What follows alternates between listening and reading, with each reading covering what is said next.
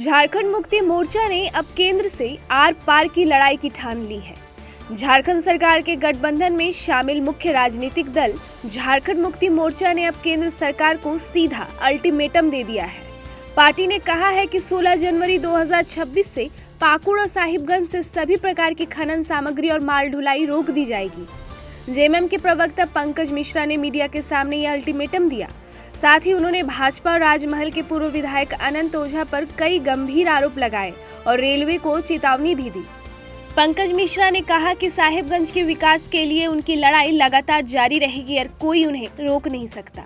उन्होंने ये भी कहा कि भाजपा उनके खिलाफ केंद्रीय एजेंसियों को लगा सकती है और उन्हें जेल भेजने की साजिश कर सकती है, लेकिन वे अपने मकसद से पीछे नहीं हटेंगे।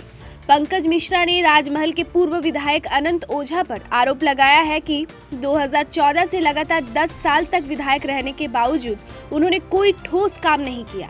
उन्होंने कहा कि साहिबगंज के पश्चिम फाटक पर पहले अंडरपास बनाने की बात हुई, फिर ओवरब्रिज की योजना आई, लेकिन कुछ नहीं हुआ।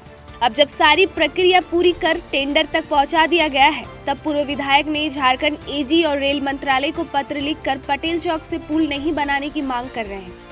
इस मुद्दे को लेकर पंकज मिश्रा ने रेलवे को स्पष्ट चेतावनी दी कि अगर 15 जनवरी तक साहिबगंज के रेलवे पूर्वी और पश्चिमी फाटक पर आरओबी की टेंडर प्रक्रिया शुरू नहीं होती तो 16 जनवरी से साहिबगंज और पाकुड़ से माल ढुलाई रोक दी जाएगी। पंकज मिश्रा ने आरोप लगाया कि पिछले दिनों राजमहल सांसद विजय कुमार हांसदा और राजमहल विधायक ताजुद्दीन उर्फ एमटी राजा ने केंद्रीय सड़क एवं परिवहन मंत्री से मिलकर गंगा नदी पर पुल बनाने की मांग की।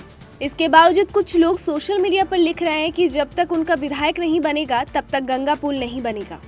पंकज मिश्रा ने कहा कि अनंत ओझा ने केवल साहिबगंज की जनता को नुकसान नहीं पहुंचाया, बल्कि अपने ही सांसद को अपमानित करवा दिया। जब प्रधानमंत्री ने गंगा पुल का शिलान्यास किया, तब साहिबगंज में जनता ने गोड्डा सांसद का अभिनंदन करने के लिए कार्यक्रम रखा, लेकिन अनंत ओझा के लोगों ने उस कार्यक्रम में उपस्थित होकर सांसद को अपमानित करने का काम किया था। इसी कारण पुल का काम 2 साल तक रुका रहा।